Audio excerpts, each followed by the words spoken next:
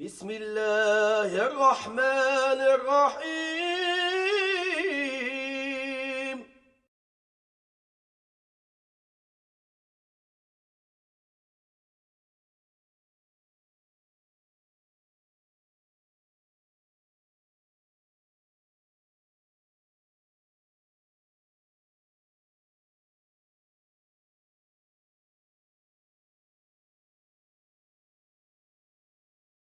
Now, one of the things that there is out there right now is there's two books on the New York Times bestseller list right now. Dawkins, The God Delusion, and the other one is Sam Harris, A Letter to a Christian Nation. Now, as for Mr. Dawkins, basically what he does is he takes the best of science and says, look how great we are, rah, rah, rah.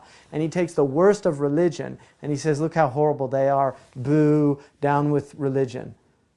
You know, not really fair. It's like putting a 90-pound weakling in with Muhammad Ali in the boxing ring and watching him pound him to a pulp. That's not fair. If you want to put Muhammad Ali's science, or really he should be religion, but if you want to put Muhammad Ali science in with religion, you have to find the George Foreman of religion or something. Just there has to be some parity or compatibility. Science has a lot of good in it. It also has a lot of bad. We tend to forget there's a lot of bad science in the world.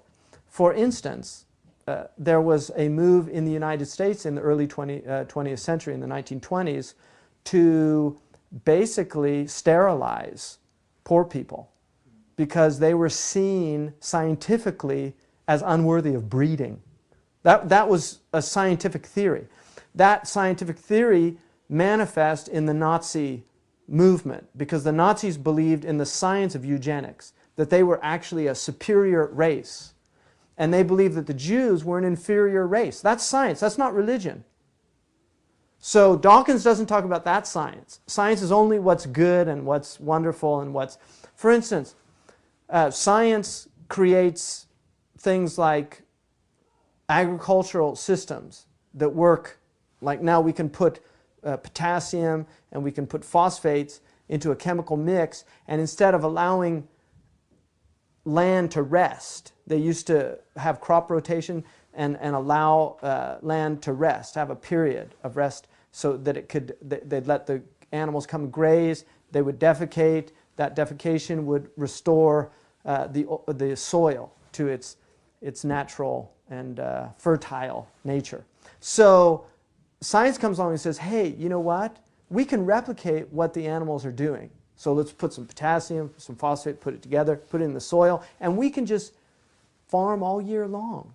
Well, then we find out that the topsoil is eroding all over the world because soil is not being allowed to rest. It's like having a woman pregnant all year long for 20, 30 years. How's she going to feel? So science has its downside as well. Now religion has its downside also. But it's kind of an unfair fight when you take the best of science, the worst of religion, and write a book about that. And just say, hey, religion's the science is the answer, religion's evil. Sam Harris, another person, gee, isn't religion horrible? It's caused all these wars. Well, gee, what was the 20th century? World War I, was that about religion? Wasn't that nationalism? World War II, was that about religion? Wasn't that fascism? All the Cold Wars, weren't those about communism? Communism's anti-religion. So the 20th century, the bloodiest century in human history, is all wars that weren't fought about religion. They were fought about ideologies. So I think the problem is a human problem. It's not the problem of religion. Humans are the problem. So religion's okay, we need to get rid of all the humans. Actually, what we need to do is humanize these people that are walking around bipeds, that are supposed to be behaving like humans and often are behaving not like animals. I don't like to discredit animals because I think it's unfair, again, to say, you know, he's behaving like a dog or he's behaving like a pig or he's behaving like a lion. I think it's unfair to the animals to do that. You know, when you take the worst of human beings and compare them to animals, because animals are just being animals. Humans, on the other hand, are not being human. So whatever you want to call them, they're certainly not behaving like animals. They're behaving like demons.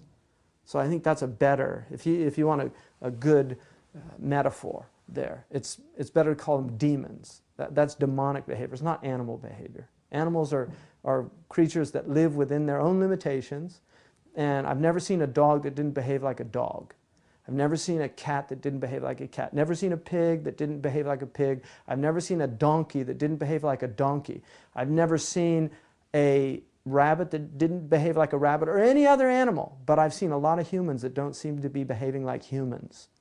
So it's unfair to call them animals, because animals are just being true to their nature. The question is, are we being true to our nature? That's the question. And religion says no. And you know why? Because God expects a lot more from you than you expect from yourself. So if you want to ask me, I would say it's not our religions that have failed us, Sam Harris, Mr. Dawkins. It's we that have failed our religions. Thank you.